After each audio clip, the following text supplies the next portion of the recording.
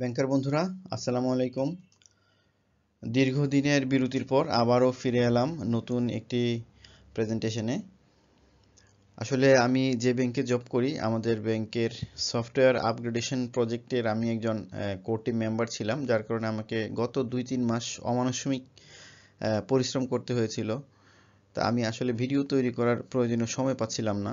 প্রতিদিন গড়ে 13 থেকে 14 ঘন্টা আমাদের অফিস করতে হয়েছিল। তা আলহামদুলিল্লাহ আমরা সফল মাইগ্রেশন শেষ করেছি। এখন আমার হাতে মোটামুটি কিছুটা সময় এসছে।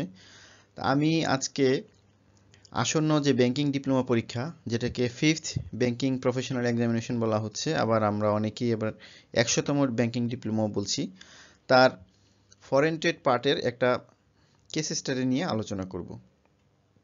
এতদিন যারা আমার পাশে ছিলেন, যারা আমার ভিডিও নিয়মিত দেখছেন, সবার প্রতি অনেক অনেক কৃতজ্ঞতা। আজকে আমরা ঠিক ইমিডিয়েট আগের বছর, অর্থাৎ বিগত বছরের ফরেন ট্রেডের trade finance and foreign exchange যে সাবজেক্ট, সেটার যে কেস স্টাডিগুলো আসতো সেটা নিয়ে আমরা আলোচনা করে আসছি। আমার ধারাবাহিক অনেকগুলো ভিডিও আছে।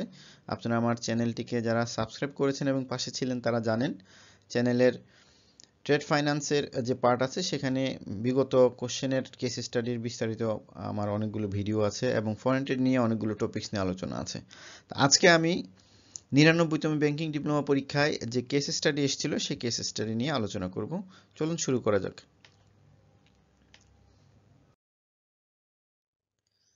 আপনারা জানেন প্রত্যেক বছরই একটা কেস স্টাডির কোশ্চেন আসে, যেটা 20 নাম্বারের। এটা কিন্তু আসলে অঙ্কের মতো নাম্বার। এখানে যারা কেস স্টাডিগুলো ঠিক মতো আনসার করতে পারবেন, আপনাদের এখানে 20-এর মধ্যে 18 থেকে 20 নাম্বার পাওয়ার সম্ভাবনা অত্যন্ত বেশি। এবং এখানে আপনি আনসারগুলো দেওয়ার সময় ইউসিপির যে আর্টিকেলকে বেস করে আনসারগুলো দিচ্ছেন, আর্টিকেল নাম্বারগুলোও কিন্তু উল্লেখ করলে সবচেয়ে ভালো উত্তর পাওয়া যায়। এখন হয়তো প্রশ্ন আসতে পারে যে ইউসিপির যে আর্টিকেল সবগুলো আসলে মনে রাখা সম্ভব না, কিন্তু আপনারা গত কয়েক বছরের প্রশ্নগুলো যদি দেখেন, দেখবেন ঘুরে ফিরে কয়েকটা আর্টিকেল এবং ঠিক সেম প্যাটার্নের কোশ্চেনই কিন্তু আসে। আপনারা একটু ভালো করে প্র্যাকটিস করলে, মনে রাখলে এবং আমার ভিডিওগুলো দেখবেন, আমি আশেপাশে আনুষঙ্গিক কিছু অতিরিক্ত বিষয় সম্পর্কে বলবো, মনে থাকলে অবশ্যই প্রশ্নটি আনসার করতে পারবেন। তো প্রত্যেকবারই বলা হয়, কিছু কেস দিয়ে দেওয়া হয় এবং বলা হয় আপনি একজন ফরেন ট্রেড অফিসার হিসাবে এই কেসগুলোকে ইউসিপি 600-এর আর্টিকেল অনুযায়ী কিভাবে ডিল করবেন। আমরা শুরুতেই প্রথম কেসটি নিয়ে আলোচনা করি। এখানে কি বলা হচ্ছে, your customer has presented export documents for negotiation under irrevocable letter of credit, but you have found that the commercial invoice is not issued by the beneficiary. আপনি কেসটা পড়ে আগে বুঝতে হবে প্রথমে আপনাকে, সেটা হলো আপনার এখানে আপনার যে মানে কাস্টমারের কথা বলা হচ্ছে, সে কোন ধরনের কাস্টমার। আপনার ব্যাংকের প্রেক্ষিতে সে কি একজন এক্সপোর্টার নাকি একজন ইম্পোর্টার। এক্সপোর্টার এবং ইম্পোর্টার যদি হয়, তাহলে আপনার কেসগুলোকে ভিন্ন ভিন্নভাবে বিবেচনা করতে হবে। এখানে দেখেন, আপনি প্রথমে কিন্তু দেখতে পাচ্ছেন your customer has presented export documents, অর্থাৎ আপনার কাস্টমার আসলে একজন এক্সপোর্টার, সে এক্সপোর্ট করেছে। আপনারা জানেন এক্সপোর্ট করার পর এক্সপোর্টের এগেনস্টে যে ডকুমেন্টগুলো তাকে দিতে হয় এলসি ক্লজ অনুযায়ী, সেই ডকুমেন্টগুলো সে রেডি করে আপনার ব্যাংক অর্থাৎ নমিনেটেড ব্যাংকে সে জমা দেয়। তার কারণ নমিনেটেড ব্যাংক এই ডকুমেন্টগুলো আবার ফরওয়ার্ড করে যে ইম্পোর্টারের ব্যাংকের কাছে পাঠায়। ইম্পোর্টার ব্যাংক ডকুমেন্ট চেক করে যদি ঠিক থাকে, এলসি অনুযায়ী তাকে পেমেন্ট করে দেয় অথবা অ্যাকসেপ্টেন্স দেয় এবং ম্যাচুরিটি ডেটে পেমেন্ট করে দেয়। তো এই যে নমিনেটেড ব্যাংক কি, নেগোসিয়েশন কি, এগুলো নিয়ে কিন্তু আমার অনেক ভিডিও আছে, আপনারা দেখে নেবেন। এগুলো পরীক্ষায় প্রশ্ন আসে যে আপনার নেগোসিয়েশন নিয়ে বা এক্সপোর্ট ডকুমেন্ট যখন দিচ্ছেন আপনি, ইরিভোকেবল লেটার অফ ক্রেডিট কি বা কমার্শিয়াল ইনভয়েস কি, এদের কাজ কি, কার কোন পার্টের কি কাজ, নেগোসিয়েশন কিভাবে হয়, এগুলো নিয়ে বিস্তারিত ভিডিও আছে। টপিকগুলো সম্পর্কে ধারণা নিলে আপনি অন্যান্য প্রশ্নের আনসারও কিন্তু দিতে পারবেন। আচ্ছা, এখানে একটা জিনিস খুব গুরুত্বপূর্ণ, সেটা হচ্ছে নেগোসিয়েশন। নেগোসিয়েশন বলতে আমরা আসলে কি বুঝি। আপনার ইউসিপিতে নেগোসিয়েশনের সংজ্ঞা আছে এবং নেগোসিয়েশন নিয়ে অনেক অনেক আলোচনা করা যায় এবং নেগোসিয়েশন বিষয়টা নিয়ে আপনি যদি আলোচনা করতে চান, ঘন্টার পর ঘন্টা আলোচনা করতে পারবেন। আমি শুধুমাত্র আপনার ব্যাংকিং ডিপ্লোমার পার্সপেক্টিভে একজন সাধারণ শিক্ষার্থী, যে কিনা ফরেন ট্রেডে খুব বেশি কাজ করেননি, তার জানার জন্য ঠিক সহজভাবে আমি নেগোসিয়েশনটা আপনাকে বোঝাচ্ছি। এটাকে আপনি ঠিক আপনার ডকুমেন্টারি ক্রেডিট কিংবা ইউসিপি বা একেবারে এক্সপার্ট ওইভাবে ওপিনিয়ন হিসেবে নিয়ে আপনি এটাকে ভাবলে একটু জটিল, আমি ওইভাবে যাচ্ছি না, একেবারে সিম্পল হিসাবে আপনাকে আলোচনা করি। নেগোসিয়েশন সম্পর্কে এখানে যে সংজ্ঞা আছে, যে negotiation means the purchase by the nominated bank of drafts drawn on a bank other than the nominated bank and or document under a compliant presentation by advancing or agreeing to advance fund to the beneficiary on or before the banking day on which reimbursement is due to the nominated bank। এখানে কিন্তু অনেকগুলো শর্তের কথা বলা আছে, এত শর্তে আমরা যাব না কারণ এটা আমার সিডিসিএস পরীক্ষা না, আমি শুধু আইবিবির ডিপ্লোমা পরীক্ষা পাশ করার জন্য যেটা জানা দরকার সহজ অর্থে সেটা হচ্ছে নেগোসিয়েশন মানে হচ্ছে একজন বেনিফিশিয়ারি অর্থাৎ একজন বিক্রেতা বা এক্সপোর্টার, সে যখন তার এক্সপোর্টের কার্যক্রম শেষ করে অর্থাৎ জাহাজে বা বিমানে বা ট্রাকে করে পণ্যগুলো উঠিয়ে দেওয়ার পর সে ডকুমেন্ট রেডি করে, এখন এই ডকুমেন্টটা অ্যাপ্লিকেন্টের ব্যাংকে পাঠানোর ব্যবস্থা করে নমিনেটেড ব্যাংক। তো নমিনেটেড ব্যাংক ডকুমেন্ট পাঠানোর পর ওই ব্যাংক অর্থাৎ অ্যাপ্লিকেন্টের ব্যাংক ডকুমেন্ট চেক করে পেমেন্ট দিতে দিতে মাঝখানে কিন্তু বেশ একটা বড় সময় প্রয়োজন হয়, এর মধ্যে বেনিফিশিয়ারির হয়তো ফাইন্যান্সের দরকার হয়, তখন সে নমিনেটেড ব্যাংকের কাছে বিভিন্ন অর্থে ফাইন্যান্স চায়। তো এখন এখানে যেটা বলা হচ্ছে, আপনি যে ডকুমেন্টটা জমা দিচ্ছেন, যেখানে কি বলা হচ্ছে nominated bank purchase by nominated bank, nominated bank purchase করছে, কিনে নিচ্ছে, কি কিনে নিচ্ছে, ড্রাফট কিনে নিচ্ছে। এই ড্রাফটটা আসলে আপনারা অনেকে জানেন বিল অফ এক্সচেঞ্জ আমরা যেটাকে বলি, ড্রাফট বলি, ডকুমেন্টের একটা অংশ, এটাকে সে নমিনেটেড ব্যাংক কিনে নিচ্ছে, অথবা অথবা ডকুমেন্ট, পুরো ডকুমেন্ট সেটটাকে সে কিনে নিচ্ছে। কখন কিনতে পারবে? যদি দেখে ডকুমেন্টটা আসলে কমপ্লাইন্ট প্রেজেন্টেশন, অর্থাৎ পুরো ডকুমেন্টটা ইন অর্ডার আছে, এলসিতে ঠিক যেভাবে ডকুমেন্ট রেডি করার কথা বলা হচ্ছে অথবা ইউসিপিতে ঠিক যেভাবে এক একটা ডকুমেন্টের যেসব বৈশিষ্ট্য থাকতে বলা হয় সেই বৈশিষ্ট্যগুলো যদি থাকে তাহলে এটাকে কমপ্লাইন্ট প্রেজেন্টেশন বা কমপ্লাইন্ট ডকুমেন্ট বলা হচ্ছে। তো এই ডকুমেন্টে যদি কমপ্লাইন্ট প্রেজেন্টেশন হয় তবে নমিনেটেড ব্যাংক কি করতে পারে? এটা পারচেস করতে পারে। পারচেসটা কিভাবে করে? বাই অ্যাডভান্সিং, অর্থাৎ বেনিফিশিয়ারিকে সে অ্যাডভান্স কিছু পেমেন্ট করে দেয়, অথবা এগ্রিং টু অ্যাডভান্স ফান্ড, অর্থাৎ সে একটা এগ্রি হয় যে ঠিক আছে আমি তোমার ডকুমেন্টটা পারচেস করছি, তোমার কখন টাকা লাগবে আমাকে বলবা, আমি তোমাকে টাকা দিয়ে দিব, অথবা ঠিক আছে এখনই টাকা নাও, টাকা দিয়ে দিচ্ছি। এটাই হচ্ছে এই দুইটার অর্থ, অ্যাডভান্সিং অথবা এগ্রিং টু অ্যাডভান্স ফান্ড। তবে এই এগ্রি করাটা অর্থাৎ আমি তোমাকে টাকা দিব, এটা কখন দিব? অবশ্যই একটা সময়ের আগে দিব, সেটা হচ্ছে যেদিন রিইম্বার্সমেন্ট হয় তার আগের যে কোনো একটা সময়ে। আপনার এই লাইনটা মনে রাখার দরকার নেই, এই লাইন থেকে আপনার এখানে ডিপ্লোমা পরীক্ষা কোনো ওই ধরনের স্টাডি আসবে না। আমি এই নেগোসিয়েশন শব্দটা এখানে একটু সময় নিচ্ছি এই জন্য, কারণ আরেকটা স্টাডি আপনার কেস স্টাডিতে এই নেগোসিয়েশন শব্দটা আসবে। অর্থাৎ তাহলে এক কথায় নেগোসিয়েশন হচ্ছে একজন বেনিফিশিয়ারি ঠিক তার ডকুমেন্টটা বিদেশে পাঠিয়ে অর্থাৎ ইম্পোর্টার ব্যাংকে পাঠিয়ে টাকা আনার আগে যদি তার কখনো ফাইন্যান্স দরকার হয় এবং নমিনেটেড ব্যাংক যদি ওই ডকুমেন্টের এগেইনস্টে তাকে ফাইন্যান্স করে, এটাকেই আপনি ধরে নিন নেগোসিয়েশন। এখন এই নেগোসিয়েশন করতে হলে মূল শর্ত হচ্ছে ডকুমেন্টে ইন অর্ডার থাকতে হবে, কমপ্লায়েন্ট প্রেজেন্টেশন থাকতে হবে। এখন কি আপনি আসেন পরের লাইনে, সেটা হচ্ছে আপনার এক্সপোর্টার আপনার কাছে একটা ডকুমেন্ট দিল নেগোসিয়েশন করার জন্য, কিন্তু আপনি কি দেখলেন ডকুমেন্টে যে কমার্শিয়াল ইনভয়েস আছে, আপনারা জানেন ডকুমেন্টে অনেকগুলো একটা ডকুমেন্ট সেটে অনেকগুলো ডকুমেন্ট থাকে, কমার্শিয়াল ইনভয়েস থাকে, প্যাকিং লিস্ট থাকে, বিএল থাকে, ট্রান্সপোর্ট ডকুমেন্ট থাকে। তো এখানে কি বলা হচ্ছে, আপনাকে যে কমার্শিয়াল ইনভয়েসটা দেওয়া হচ্ছে সেই কমার্শিয়াল ইনভয়েস আপনি দেখলেন is not issued by the beneficiary, অর্থাৎ যিনি বিক্রি করছেন বেনিফিশিয়ারি, যে সেলার, যে এক্সপোর্টার, সে এটা ইস্যু করে নাই, অন্য কোনো একজন কমার্শিয়াল ইনভয়েসটা ইস্যু করেছে।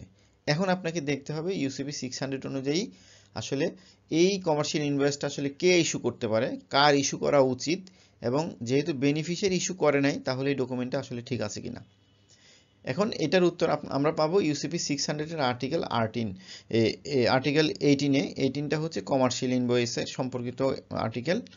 এখানে কি বলা হচ্ছে দেখেন, a commercial invoice must appear to have been issued by the beneficiary, অবশ্যই কমার্শিয়াল ইনভয়েসটা বেনিফিশিয়ারি দ্বারা ইস্যু করতে হবে, কিন্তু এখানে কি দেখলাম আমরা, এটা বেনিফিশিয়ারি ইস্যু করেনি, তার মানে আমরা বুঝতে পারছি এই শর্তটা এখানে পূরণ হয়নি, এটা আসলে কমপ্লেন প্রেজেন্টেশন হয়নি।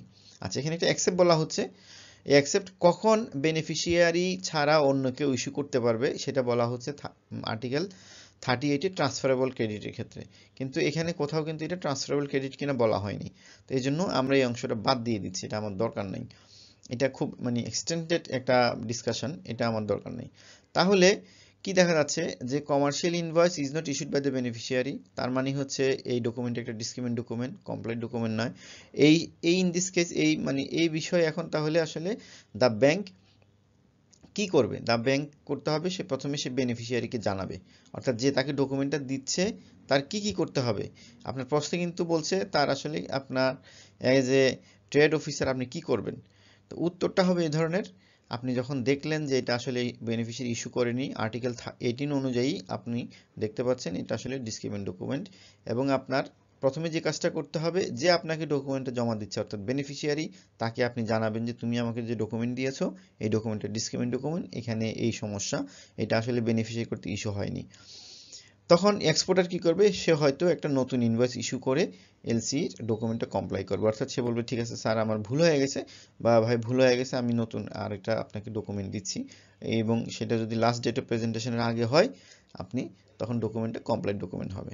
তাহলে এখানে আপনার ট্রেড অফিসার হিসেবে প্রথম কাজ কি, সেটা হলো আপনি বেনিফিশিয়ারিকে জানাবেন। বেনিফিশিয়ারি যদি নির্ধারিত সময়ের পূর্বে অর্থাৎ লাস্ট ডেট অফ প্রেজেন্টেশনের পূর্বে আপনাকে ডকুমেন্টটা রিপ্লেস করে একদম কমপ্লাইন্ট ডকুমেন্ট দেয়, তাহলে আপনি আসলে নেগোসিয়েশন করতে পারবেন, অন্যথায় আপনি করতে পারবেন না। তাহলে আমাদের স্টেপগুলো কি? প্রথমে নোটিফাই করতে হবে বেনিফিশিয়ারিকে অর্থাৎ এক্সপোর্টারকে এই যে ডিসক্রিমিনেন্সি, দেন তাদেরকে অনুরোধ করতে হবে যে একটা নতুন কমার্শিয়াল ইনভয়েস এই ইস্যুড বাই বেনিফিশিয়ারি একটা কমার্শিয়াল ইনভয়েস আমাদেরকে দাও। যদি বায়ার অর্থাৎ এর মধ্যে কিন্তু আরেকটা কাজ করা যায়, সেটা হচ্ছে আপনি সরাসরি বায়ার অর্থাৎ ইম্পোর্টার যে তাকে তার ব্যাংকে একটা মেসেজ দিয়ে দিলেন যে আমার কাছে তোমার এই এলসি রেজিস্ট্রে একটা ডকুমেন্ট আছে, এই ডকুমেন্টে এই ধরনের একটা ডিসক্রিমিনেন্সি আছে, এখন তুমি কি এটা অ্যাকসেপ্ট করবা নাকি করবা না। এখন যদি ইম্পোর্টার ওই ব্যাংক কিন্তু তার পার্টিকে অর্থাৎ ইম্পোর্টারকে জানাবে যে এই ধরনের একটা ডকুমেন্ট আসতে যাচ্ছে, ডকুমেন্টে এই সমস্যা আছে, তুমি কি এগ্রি করবা কি করবা না। যদি বায়ার এগ্রি করে ব্যাংক জানাবে আপনাকে যে না আমার অ্যাপ্লিক্যান্ট এগ্রি যে তুমি ডকুমেন্ট পাঠাও, তাহলে আপনার এলসিটা অ্যামেন্ডমেন্ট করে ঠিক যেভাবে পাঠানো দরকার এই ডিসক্রিমিনেন্সিটাকে অ্যাকোমোডেট করে সে অ্যামেন্ডমেন্ট করতে পারে, অথবা বেনিফিশিয়ারি নিজেই অ্যাপ্লিক্যান্টকে জানানোর আগে বলতে পারে যে না আমি ডকুমেন্ট ঠিক করে দিচ্ছি, আপনি ডকুমেন্ট ঠিক করে নিতে পারেন। তো এক্ষেত্রে যদি কারেক্ট ডকুমেন্ট হয় অর্থাৎ নির্ধারিত সময়ের আগে এই বিলটা যদি নেগোশিয়েট করার মতো হয়, কমপ্লেন প্রেজেন্টেশন হয়ে যায়, আপনি নেগোশিয়েট করতে পারবেন। আর যদি নির্ধারিত সময়ের আগে অর্থাৎ লাস্ট ডেট অফ প্রেজেন্টেশনের আগে যদি ডকুমেন্ট আপনাকে ঠিক করে না দেয়, আপনার আসলে একজন ট্রেড অফিসার হিসাবে এই ডকুমেন্টটা নেগোশিয়েট করার উচিত হবে না। এই যে without a corrected document the bank would not be able to honour negotiate under the LC. আশা করি প্রথম কেস স্টাডিটা আমরা বুঝতে পেরেছি। আচ্ছা, এই কমার্শিয়াল ইনভয়েস রিলেটেড কিন্তু আরও কেস স্টাডি আসতে পারে, হ্যাঁ। তো আর্টিকেল 18-এ কমার্শিয়াল ইনভয়েসের কিছু বৈশিষ্ট্যের কথা বলা আছে, এই বৈশিষ্ট্যগুলো যদি উল্লেখ আপনাকে দেখা হলে এবার যে কোশ্চেনটা আসছে ঠিক একই ধরনের কোশ্চেনে আমরা দেখতে পেয়েছি যে must appear to have been issued by beneficiary, এই ক্লজটা দিয়ে কেস স্টাডি সাজানো হয়েছে। নেক্সট বার হয়তো দেখা গেল ঠিক একই ধরনের কেস স্টাডি কিন্তু এখানে মানে এই ক্লজ দিয়ে অর্থাৎ এটা দিয়ে কেস স্টাডি সাজানো হচ্ছে, সেক্ষেত্রে আপনার আনসারটা একই রকম হবে, বা এই ধরনের একটা আপনার ক্লজ দিয়ে কেস স্টাডি সাজানো হচ্ছে। তো এখানে বলা হচ্ছে কি দেখেন আর্টিকেল 18-এ কমার্শিয়াল ইনভয়েস সম্পর্কে বলা হচ্ছে একটা কমার্শিয়াল ইনভয়েস অবশ্যই ইস্যুড বাই দ্য বেনিফিশিয়ারি হতে হবে, এটা must be made out the name of the applicant, অর্থাৎ যে অ্যাপ্লিক্যান্ট তার নামে এই কমার্শিয়াল ইনভয়েসটা তার নামে ইস্যু করতে হবে, must be made out in the same currency as the credit, অর্থাৎ এলসিতে যে কারেন্সিতে আছে সেই কারেন্সিতে এটা ইস্যু করতে হবে, আর কমার্শিয়াল ইনভয়েস সিগনেচারের প্রয়োজন নেই। এখন যদি কোনো কারণে কোনো টেম্পারিং হয় আই মিন যদি কোনো কারেকশন হয়, সেক্ষেত্রে কিন্তু এটা সিগনেচার দরকার আছে, সেটা অন্য ইস্যু, আর এই দুইটা আসলে দরকার নেই। এখন যদি আপনার নেক্সটে এমন একটা কেস স্টাডি আসে, দেখা গেল আপনাকে বলা হলো যে তোমার ইম্পোর্টার বা এক্সপোর্টার, আপনি এক্সপোর্টার নিয়ে উদাহরণটা দিই, যে এক্সপোর্টার তোমাকে একটা ডকুমেন্ট দিল, ওই ডকুমেন্টে দেখা গেল যে এলসি ছিল ইউএসডিতে, কিন্তু সে এখানে ইউএসডিতে আপনার কমার্শিয়াল ইনভয়েস রেডি করেছে, কিন্তু আবার দেখা যাচ্ছে সেখানে আবার ইউরোর একটা ফিগার দেওয়া আছে, এই ডকুমেন্টটা কমপ্লিট না।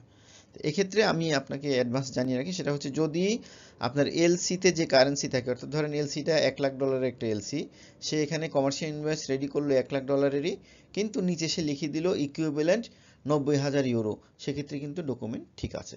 কিন্তু সে যদি আপনার পুরো কমার্শিয়াল ইনভয়েস ইউএসডির জায়গায় সে ইউরো দিয়ে অর্থাৎ ইউনিট প্রাইস এবং আপনার ইউনিট গুণ দিয়ে সে ইউরো দিয়ে করে টোটাল ইউরো 90,000 দেওয়ার পর নিচে লিখলো যে ইকুইভ্যালেন্ট $1,00,000। আপনার এলসিতে বলা আছে $1,00,000 এলসি, এখানে সে ইউরোতে ক্যালকুলেশন করে পরে বললো $1,00,000 ইকুইভ্যালেন্ট, তাইলে কিন্তু এটা ডিসক্রিমিনেন্ট হবে। এটা মনে রাখবেন। এই ধরনের কোনো যদি কেস স্টাডি আসে আশা করি আপনারা পাবেন। যেমন এখানে বেনিফিশিয়ারি ইস্যু করতে হবে, অ্যাপ্লিকেন্টের নামে ইস্যু হবে, সেম কারেন্সি থাকতে হবে এবং কমার্শিয়াল ইনভয়েসে সিগনেচারের প্রয়োজন নেই। ঠিক এটাও এমনভাবে আসতে পারে যে একটা কমার্শিয়াল ইনভয়েস পেলেন যেখানে সিগনেচার দেওয়া নেই। এখন আপনি হয়তো ভাবতে পারেন এটা তো সিগনেচার তো দেওয়া নেই, তাহলে মনে হয় এটা একটা ডিসক্রিমিনেন্ট ডকুমেন্ট। আসলে কিন্তু আর্টিকেল 18 অনুযায়ী আপনার কমার্শিয়াল ইনভয়েসে সিগনেচারের প্রয়োজন নেই।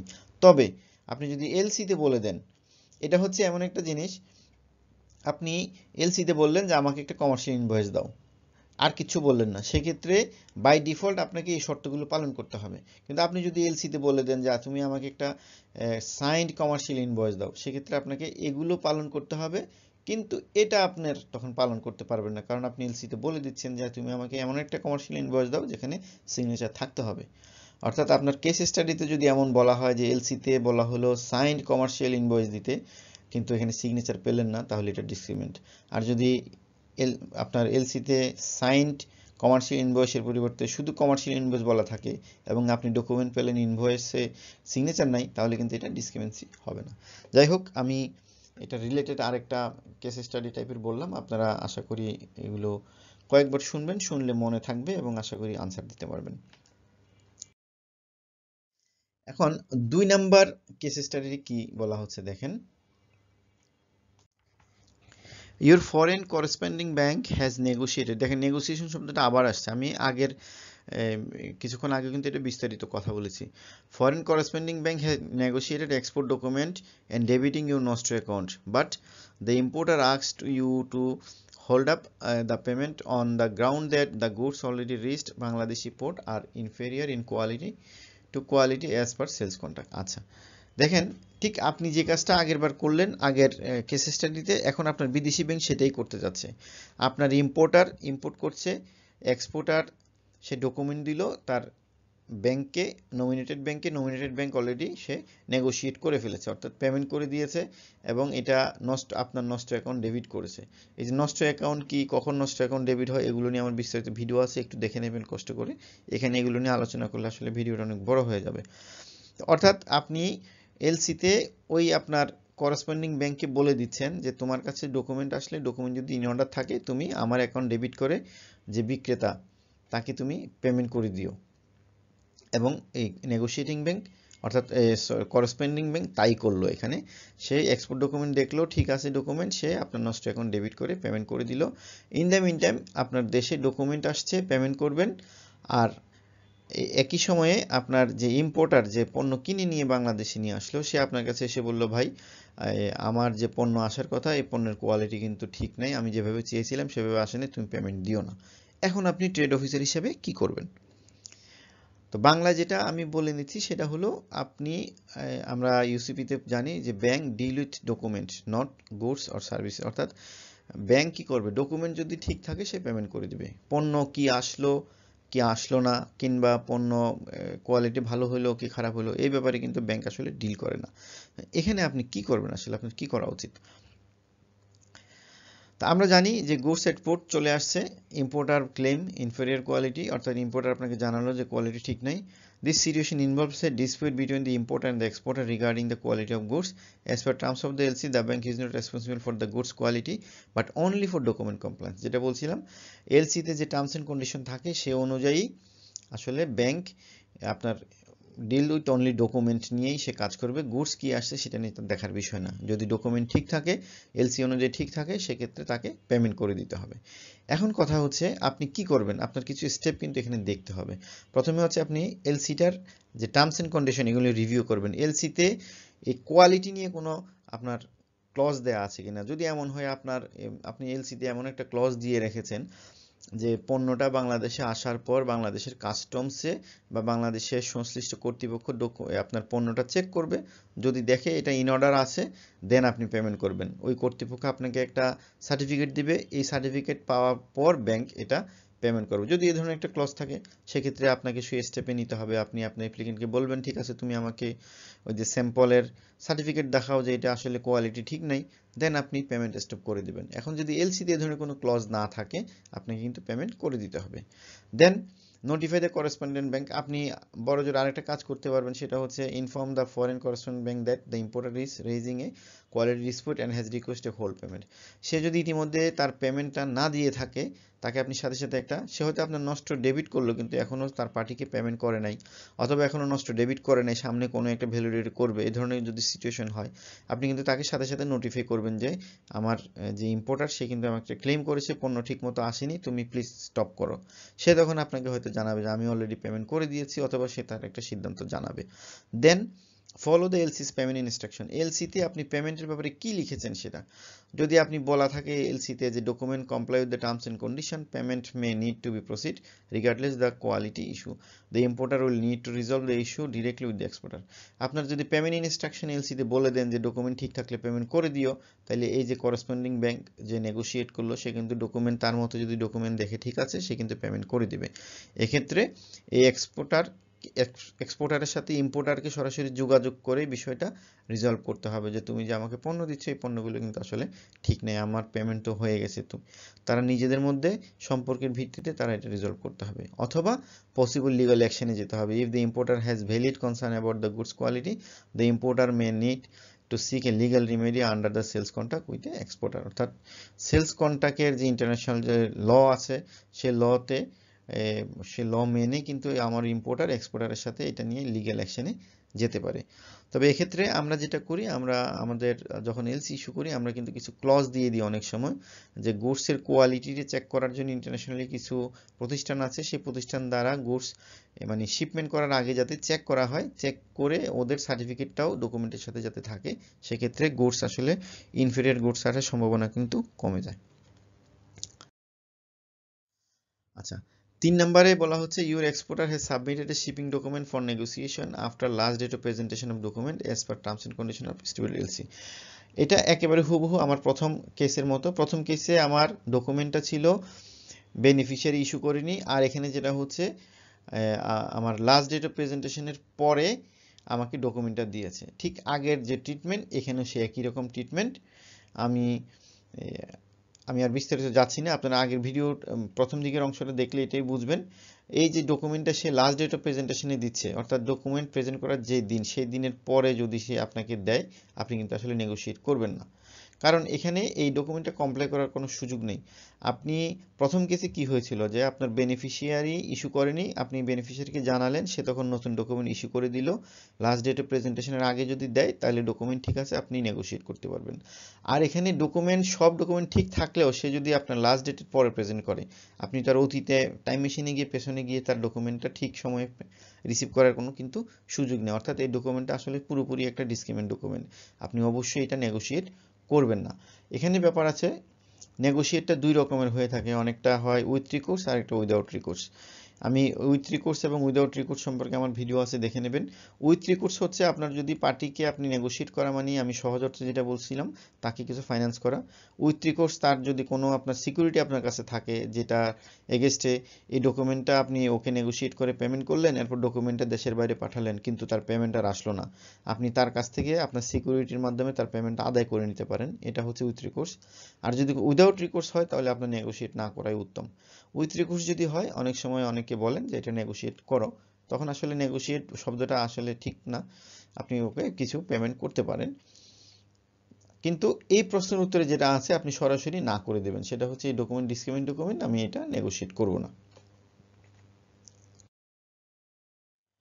আচ্ছা, 4 নাম্বার যেটা হচ্ছে your foreign corresponding bank has asked you to advise a credit to your exporter who wants you to add your confirmation to the credit although the opening bank has asked you to do so. হ্যাঁ, অর্থাৎ আপনার কাছে একটা LC আসলো, আপনার corresponding bank অর্থাৎ LC যে issue করে সেই ব্যাংক আপনার কাছে একটা এলসি পাঠালো।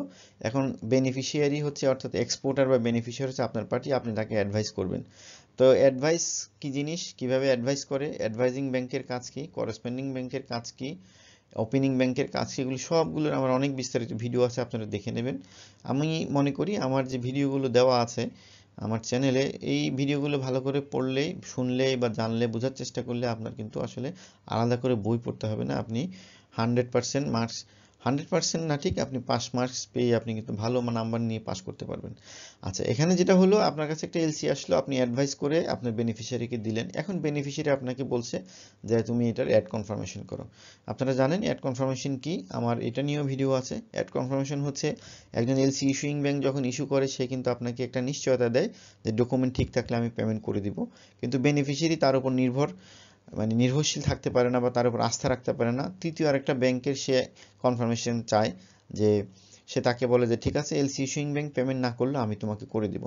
ঠিক এখানে এই ধরনের ঘটনা যে এক্সপোর্টার বা বেনিফিশিয়ারি আপনাকে বলছে যে তুমি একটা অ্যাড কনফার্মেশন করো, অর্থাৎ ইস্যুইং ব্যাংকের পর এডিশনাল আরেকটা কনফার্মেশন আমাকে দাও যে আমি ডকুমেন্ট ঠিক মতো দিলে আমাকে পেমেন্ট করে দিবা।